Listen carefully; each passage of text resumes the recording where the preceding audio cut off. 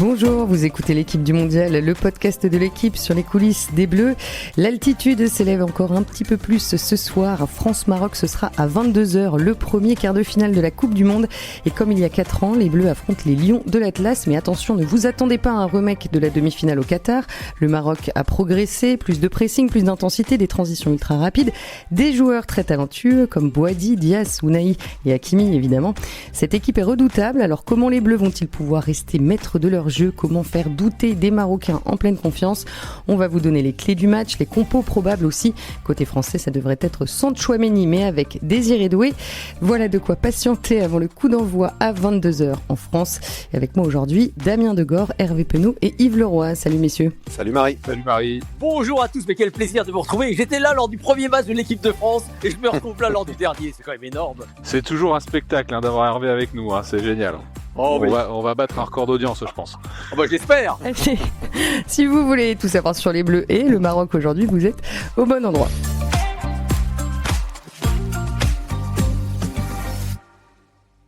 L'équipe de France a rendez-vous ce jeudi soir avec le Maroc pour décrocher une place en demi-finale de la Coupe du Monde. Les deux nations s'étaient affrontées en demi-finale il y a 4 ans, victoire de la France 2-0. On avait écrit dans le journal que les Bleus n'avaient pas fait les fiers face à des Marocains pleins de bravoure. Yves, depuis, le Maroc a grandi, fort de son expérience au Qatar et de la CAN organisée chez lui cet hiver. Est-ce qu'on peut dire que l'écart s'est réduit avec l'équipe de France, 4 ans donc après leur dernière confrontation ? Alors, je ne sais pas si l'écart s'est réduit parce que je pense que le Maroc a grandi, mais je pense que les Bleus aussi ont grandi. Même si faire une finale de Coupe du Monde, c'est déjà pas mal, mais sincèrement, les Bleus aujourd'hui font peur à tout le monde. Donc, je me garderai de comparer l'écart. Mais oui, le Maroc a grandi, ça c'est certain. Je vais reprendre le storytelling de l'équipe de France, c'est la 6e nation mondiale. Ils ont des bons joueurs partout. C'est une très bonne équipe, c'est la première puissance africaine sur le terrain et en dehors du terrain. On l'a vu avec la finale de la CAN. Je ne sais pas si Hervé pourra détailler ça. C'est l'adversaire le plus fort rencontré par l'équipe de France depuis le début de la compétition. Peut-être avec le Sénégal, qui était lui aussi finaliste de la CAN, mais je pense que le Maroc a plus de qualité encore dans toutes les lignes que le Sénégal. Donc oui, c'est un premier vrai test et c'est surtout une porte d'entrée vers les demi-finales et le dernier carré de la compétition. Hervé, l'ancien international marocain Romain Saïs s'est expliqué dans le journal récemment que le Maroc était meilleur en outsider. Est-ce que tu es d'accord avec lui? Est-ce que le Maroc est toujours un outsider dans cette Coupe du Monde? Oui, tout à fait. Ils sont outsiders à partir du moment où ils vont rencontrer l'équipe de France, ça y a pas de doute. En revanche, attention, il ne faut pas se référer, à mon avis, à il y a 4 ans, parce qu'il y a 4 ans, le travail qui était fourni par Regragui à l'époque a été phénoménal avec cette demi-finale. N'oublions pas qu'ils éliminent quand même l'Espagne et le Portugal. Mais quand ils sont arrivés contre l'équipe de France, ils étaient rincés. Ils avaient beau être outsiders, la défense avait été détruite. Vous aviez Aguerd qui n'avait pas pu jouer, Saïs qui était blessé d'entrée, Mazraoui qui était à 50%, vous aviez Hakimi à 50%. C'est-à-dire que c'était plus du tout la même équipe. Et aujourd'hui, c'est tout à fait différent. L'état d'esprit est plus le même, évidemment. Ça a progressé. Depuis 2 ans, ils ont plus de nouveaux joueurs qui sont intéressants.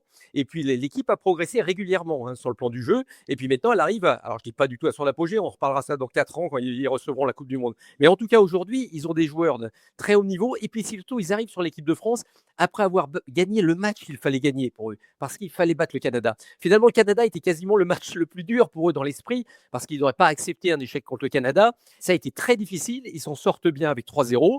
Le problème aujourd'hui, évidemment, c'est l'absence de Saibari, qui est quand même le joueur qui a marqué plus de buts au début du tournoi pour l'équipe nationale. Mais à côté de ça, c'est une forme d'équilibre qui s'est créée, une homogénéité dans l'équipe, et puis une sensation, finalement, maintenant, ça y est, tout peut arriver. C'est-à-dire qu'on était venu contre la France la dernière fois, c'était des conditions très difficiles.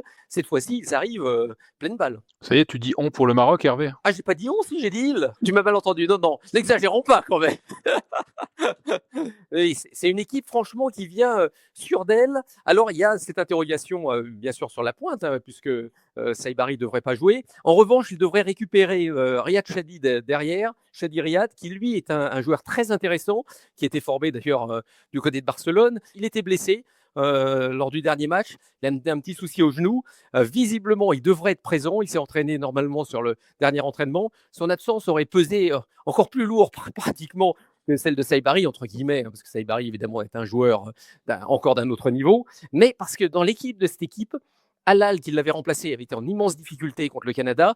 Donc, si lui est là, vous allez avoir des joueurs derrière qui sont assez forts dans le 1 contre 1, dans le duel. Donc là, il y aura match. Bien sûr que vous avez Mbappé, Olysée, etc., etc. Mais il y aura du combat. Diop, il fait une grosse compétition. Il est dur sur l'homme, il est fort, super joueur de tête. Donc attention, là vraiment, ils y vont avec des armes. Damien, on a beaucoup parlé ici des doutes quant à la solidité défensive des Bleus. Est-ce qu'elle pourrait être mise en difficulté face au Maroc malgré l'absence d'Ismaïl Saïbari ? Moi, je pense que l'absence de Saïbari est vraiment pénalisante pour le Maroc et donc plutôt une très très bonne nouvelle pour la défense française. Quand bien même ce n'est pas la charnière centrale qui m'inquiétait, c'était plus sur les côtés. Et on voit depuis quelques matchs, depuis 2 matchs notamment, que ces 2 postes dessinent moins de points faibles qu'en début de compétition. Digne monte en puissance, Koundé pareil. Ils n'ont pas été mis à trop rude épreuve, encore que Digne face à Alexander Isak, il y avait quand même de l'opposition, il y avait de la résistance, mais ces 2 latéraux m'ont rassuré depuis le début de la phase à élimination directe. Et encore une fois, oui, Hervé a raison, c'est une équipe marocaine qui est très très intéressante, qui est en vrai progrès, mais faut voir l'impact, le poids de Saïbari depuis le début de la compétition, qui a été monumental, notamment contre les Pays-Bas. Il pèse énormément. Alors, c'est un joueur qui joue au PSV Eindhoven, qui va partir au Bayern Munich. On mesure à quel point il est important aujourd'hui.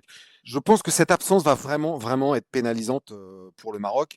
Est-ce que les autres, est-ce que celui qui le remplacera sera capable de peser autant? J'en doute. Sur les côtés, ce sont des bons joueurs, mais quand même, Koundé et Digne ont l'habitude d'affronter et en Liga et en Première Ligue des joueurs de ce niveau-là. Donc, c'est un match qu'il faudra vraiment prendre au sérieux, mais je suis pas spécialement inquiet. Je te rejoins Damien parce que si tu regardes la composition des 2 équipes, c'est un jeu qu'on fait souvent pour essayer de comparer les forces en présence. Bah en fait dans l'équipe du Maroc, je pense que si tu fais un mix des 2, tu prends que les latéraux en fait, tu prends Achraf Hakimi et tu prends Mazraoui. Et puis après, c'est terminé, en fait. Tu prends le gardien, parce que je pense que Bounou est aussi fort que Maignan. Bounou par rapport à Mike Maignan. Non, je suis pas désolé. d'accord. Ah bah, c'est votre avis, mais moi je pense que Bounou, il a un impact sur l'équipe du Maroc qui est peut-être encore plus important que celui de Maignan en équipe de France. C'est pour ça que tu feras pas souvent ce podcast là. Bah, de toute façon, comme c'est le dernier, c'est pas grave. Non, rassurez-vous, ce ne sera pas le dernier, quoi qu'il arrive. Yves continue sur la défense française. Non, sur la défense française, effectivement, la question, c'est les latéraux. Je suis d'accord avec Damien qui monte en puissance, mais en revanche, je pense que les Bleus n'ont pas eu beaucoup de matchs références. Je parlais du Sénégal. En fait, ça s'est tellement bien passé depuis. Le test supplémentaire, ça aurait dû être la Norvège. L'Irak, sans lui faire offense, était quand même un adversaire normalement d'une moindre mesure. Contre la Norvège, on n'a pas eu le test escompté puisqu'on a vu l'équipe B de la Norvège. Et ensuite, la Suède était plus faible, à mon avis, et les Bleus ont tellement survolé ce match que... ensuite, le Paraguay, c'était quand même extrêmement particulier, même si il faut quand même retenir que les Bleus ont été moins bons aussi, quand même, offensivement. Ils ont trouvé moins de différence dans un contexte qui était extrêmement tendu. Donc là, ça va être intéressant de revoir les Bleus face aussi à peut-être ce qui ont pu être leurs carences, c'est-à-dire les difficultés sur les côtés, les transitions, etc. Donc ça va être vraiment une très belle affiche, mais normalement l'équipe de France doit se sortir de cette rencontre, notamment grâce à ses armes offensives et effectivement grâce à ses progrès sur les côtés.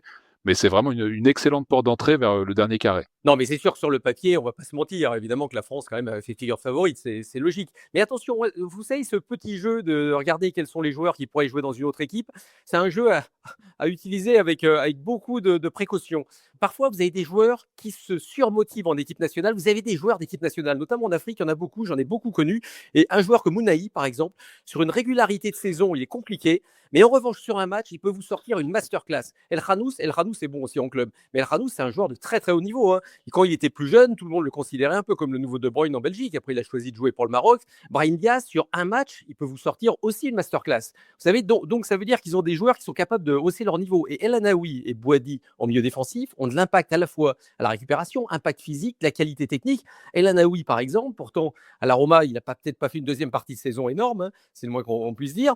Mais il n'empêche que sur ces matchs-là, il a le jeu long, il a le jeu court, il a de l'impact, il est bon de la tête, il est intelligent dans ses déplacements. Donc c'est pour ça que je prends toujours ça avec quelques pincettes, cette histoire des joueurs que vous verriez dans une équipe ou pas, parce qu'on serait en club, je dirais pas la même chose. On est en équipe nationale avec la dynamique. Alors même si, je le répète, la France évidemment sur le papier, vous êtes favori. Je suis complètement d'accord avec Hervé sur ces joueurs de sélection, et Ounahi en est effectivement une illustration parfaite.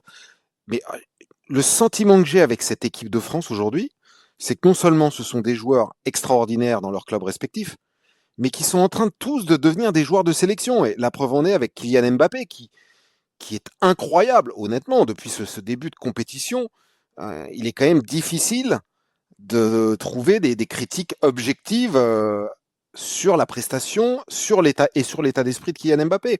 On parle de lui, mais on peut dire la même chose de Olysée, on peut dire la même chose d'Adrien Rabiot, on peut dire la même chose Ils sont aujourd'hui, les joueurs français en fait sont transcendés par le maillot.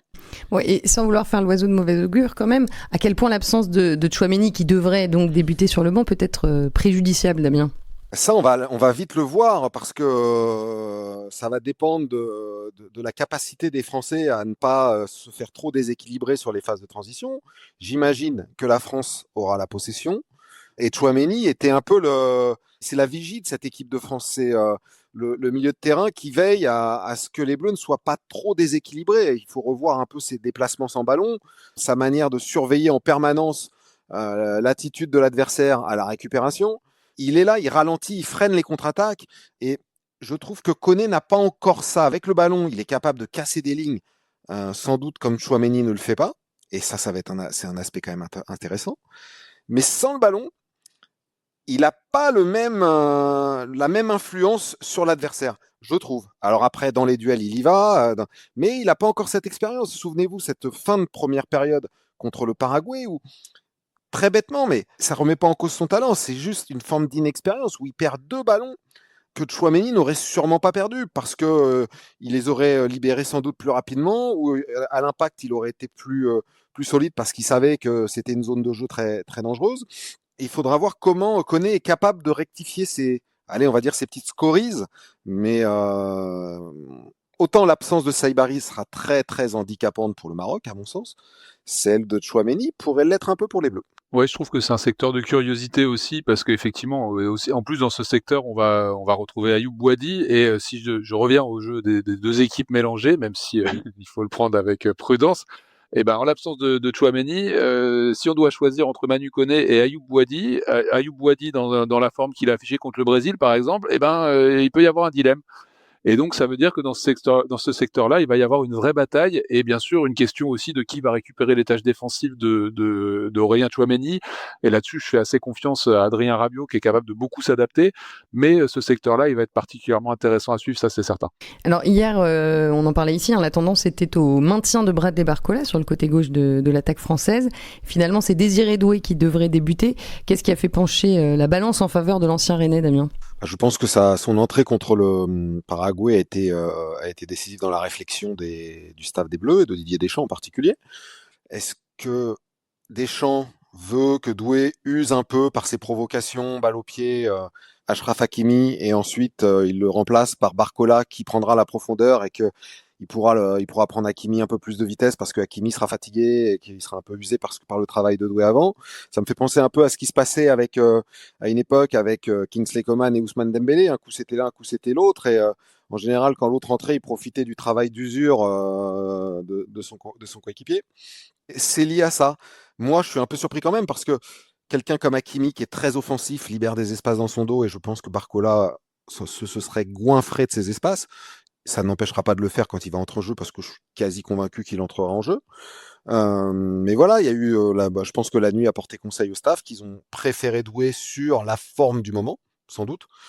Voilà, je ne vois que ça. Et est-ce que ça change quelque chose pour Désiré Doué, en l'occurrence, d'évoluer contre un joueur qu'il connaît par cœur? Ça change forcément parce que l'un et l'autre se connaissent, donc forcément que Hakimi connaît les points forts et de Doué et de Barcola. Il connaît aussi leurs points faibles. Peut-être que sur certains duels, il pourra les emmener sur leur mauvais pied pour l'un, sur son jeu de haut but pour l'autre. Mais Doué et Barcola connaissent aussi les points faibles d'Hakimi. Ils savent qu'il monte et qu'il ne revient pas aussi vite que tout le temps, quoi. Donc, ils savent que défensivement, ils peuvent aussi, dans les 1 contre 1 balle au pied, quand ils arrivent lancés, ils peuvent l'éliminer. Enfin, ils ont des avantages que d'autres adversaires n'auraient pas forcément. Il suffit de se rappeler de ce duel Mbappé-Hakimi en 2022. Alors Hervé rappelle que Hakimi n'était pas à 100% sans doute, mais il n'avait pas fait un si mauvais match que ça quand même. Mbappé l'avait dit dans l'émission de The Bridge, hein, l'émission d'Aurélien Tchouameni.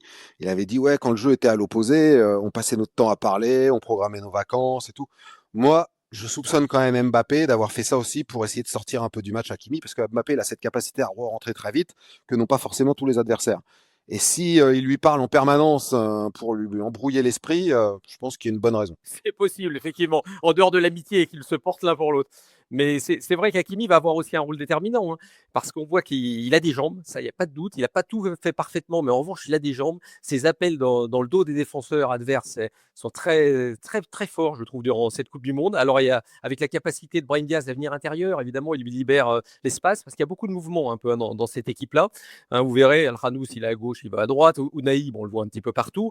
Il y a beaucoup de mouvements, tout en tentant de garder, évidemment, une structure assez précise de jeu. Et Hakimi, ça va être un peu son match. Ouais. C'est un leader, c'est quelqu'un qui tire son équipe vers le haut. Donc, les latéraux, attention, c'est vraiment deux latéraux. Parce que Mazraoui, on n'en parle pas beaucoup, mais c'est un drôle de joueur. À chaque fois que je le vois jouer avec l'équipe du Maroc, il est assez bluffant. Hein. Oui, Yves, compte tenu de ce que produisent les deux équipes depuis le début de la compétition, tu t'attends à quel type de match, à quel scénario peut-être ? Un match assez ouvert, deux équipes qui aiment attaquer, deux équipes qui aiment jouer les transitions. Je m'attends à ce qu'il y ait des buts, je m'attends à ce qu'on voit un meilleur match que contre le Paraguay, ce sera pas très difficile. Je m'attends à ce que les joueurs offensifs puissent s'exprimer et je pense que c'est une configuration, encore une fois, qui est plutôt favorable à l'équipe de France. Alors parlons à présent de la traditionnelle conférence de presse d'avant-match qui s'est déroulée dans un contexte un peu tendu. Didier Deschamps agacé, les journalistes marocains mécontents. Yves, raconte-nous, qu'est-ce qu'il s'est passé ? Eh ben oui, c'était un peu tendu parce que effectivement, les journalistes marocains étaient arrivés un peu le couteau entre les dents, avec la détermination d'avoir de nombreuses questions. Et à la fin du tour de table, qui est souvent assez succinct, hein, parce que la conf de presse ça dure à peu près un petit quart d'heure, et évidemment les médias français sont souvent les mieux servis. Il y a une ou deux questions pour les médias étrangers, il y en avait déjà eu une ou deux pour les journalistes marocains. Mais à la fin, quand la fin de la conférence de presse a été annoncée, que Didier Deschamps a commencé à se lever, on l'a vu se faire interpeller par un groupe de journalistes marocains qui lui ont indiqué que c'était pas assez, qu'il fallait répondre aux questions de la presse marocaine. C'était assez surprenant. Et en fait, ça s'est confronté en plus à un Didier Deschamps qui était déjà agacé d'être là parce qu'il voulait donner sa conférence de presse dans l'après-midi à l'université de Bentley, et la FIFA, par souci de regrouper tout au même endroit, c'est-à-dire au Gillette Stadium, lui avait demandé de faire la route le matin depuis le centre de Boston, ce qui prend une petite heure, et donc il n'est pas forcément de super humeur, et donc il y a eu un échange sur un manque de respect supposé des uns des autres, etc. Mais ça c'est fini, que Didier Deschamps s'est rassis et a fait une question sobre, sans pique, etc.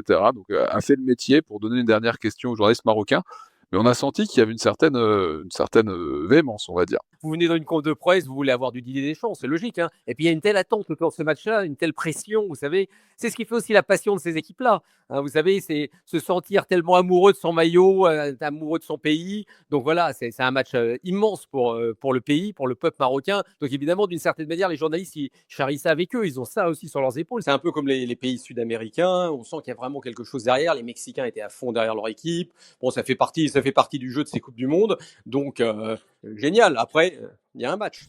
Alors ce match, justement, c'était ma prochaine question. Ce match sera arbitré par l'Argentin Facundo Tello. Ça fait beaucoup réagir, évidemment. Qu'est-ce qu'on a dit Didier Deschamps en conférence de presse ? Il ne veut pas débattre sur le sujet de l'arbitre. Il ne veut pas considérer l'arbitre comme son adversaire. Il a juste dit, quand même, qu'il espérait que l'arbitre argentin soit aussi bon que Monsieur Le Texier lors de Égypte-Argentine. C'est plein de sous-entendus. Pour quelqu'un qui ne veut pas débattre de l'arbitrage, c'est moi, je ne me pose pas en juge des arbitres, mais j'espère que l'arbitre sera quand même honnête. Donc voilà, il y a juste eu cette réflexion assez drôle, je trouve, finalement. C'est surtout quand on voit le match de Monsieur Le Texier, qui n'a peut-être pas fait le meilleur match de sa carrière. Non, qui n'a pas fait le meilleur match de sa carrière, mais qui n'a pas été contre les Argentins. Non, on va dire ça comme ça. On va dire ça comme ça. Il y a un excellent fact-checking à retrouver sur notre site, qui vous expliquera ce qu'il faut penser du match, avec 3 arbitres internationaux qui donnent leur avis sur les décisions de François Le Texier. Ce qu'il faut, c'est que l'arbitre soit bon. Il y a 4 ans, on n'oublie pas qu'il y a quand même un penalty qui est oublié sur Bouffal. Et le pire, c'est que c'est Bouffal qui prend un carton jaune. Ah non, mais là aujourd'hui, j'espère quand même qu'il n'y aura pas ce genre de décision. Non, ce qu'il faut, c'est que ce soit un match honnête, que la meilleure équipe gagne. Mais c'est vrai qu'il y avait une faute sur Bouffal qui était très sifflable, c'est le moins qu'on puisse dire, dans la surface de réparation. Mais voilà, ça fait partie aussi des histoires du football et de ces grands matchs. Maintenant, voilà, il faut simplement qu'on ait un arbitrage qui soit le plus juste possible. C'est la seule chose qui est importante. Que l'arbitre soit argentin, italien, ouzbek, c'est pas très très grave. C'est un des meilleurs arbitres, sud-américains, et qui était le seul non-européen présent à l'Euro 2024. Donc je pense qu'on peut quand même avoir confiance dans ses compétences et en son honnêteté. Et oui, il est assez expérimenté. On a regardé un peu les stats. Il distribue un peu plus de cartons que la moyenne, donc c'est pas la tendance sur cette Coupe du Monde. Donc méfiance, surtout avec quelques joueurs français menacés de suspension. Je pense notamment à l'essentiel Michael Olise, qui très curieusement n'a pas vu son carton jaune retiré, qui me semblait un tout petit peu moins évident que le carton rouge de Folarin Balogun. Ah, les mystères de la science. Mais ça n'entrait pas dans le cadre de l'article 27. Ah, bah ça doit être ça. Les mystères de la science. Mais les Marocains aussi ont quelques joueurs sous le coup de carton, notamment Hakimi. Donc effectivement, espérons qu'ils dégainent pas trop vite, parce que franchement, il y a une demi-finale derrière. Il faut vraiment qu'il y ait des fautes nettes pour donner des cartons à des joueurs, à mon avis. Parce que faut pas être privé comme ça de ses meilleurs éléments sur les gros matchs qui arrivent. Et c'est vrai qu'il y a des arbitres qui ont tendance à avoir le carton un peu facile. Alors que là, ça joue vraiment bien. On voit qu'il y a les contacts, les duels, on peut y aller, il n'y a pas trop de soucis. Alors, il ne faudrait pas tomber sur l'arbitre, le R, entre guillemets, qui soit celui qui balance le plus de cartons. Bon, et pour terminer, puisqu'on a explosé le chrono, est-ce que à Boston, vous sentez l'excitation un petit peu monter autour de ce quart de finale, ou l'ambiance est toujours assez calme ? Alors j'ai passé la journée à l'hôtel, puisque évidemment je me concentre sur mon travail, hein, c'est une mission de moine soldat. Bravo chef, bravo, c'est pour ça qu'on l'adore, c'est notre chef, c'est normal. On est interpellé pas mal par les serveurs, etc. Mais en revanche, la population de l'hôtel est beaucoup plus interpellée par le concert d'une star qui jouait à Fenway Park, le stade de baseball ces jours-ci. Et en ville, il y a quand même beaucoup moins de supporters que sur le premier tour. C'est plus difficile de programmer un voyage pour les matchs à élimination directe, parce qu'on n'est pas sûr que l'équipe de son pays y soit. Donc non, la fièvre de la Coupe du Monde est un peu retombée, la fan zone a été fermée. Évidemment, il y a des supporters qui sont arrivés aujourd'hui, mais c'est pas non plus une ambiance de fou furieux. C'est pas l'ambiance du premier tour. C'est pas l'ambiance du premier tour parce que les gens, sans doute au premier tour, et notamment les Écossais, avaient eu le temps d'acheter les billets, mais même les Français, hein, quand l'équipe de France a joué à Boston contre la Norvège, il y avait beaucoup de Français, y compris dans l'hôtel dans lequel on est, parce que c'était un voyage qu'ils avaient eu le temps de préparer.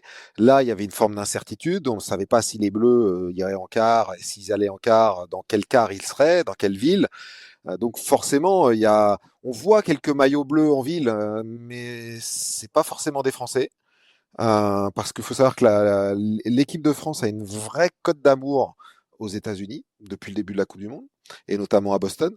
Mais non, c'est pas l'effervescence du premier tour où, vous voyez, il y avait des Écossais partout qui mettaient une ambiance de dingue. Mais même les Français qui étaient là étaient plutôt dans la fête, quoi.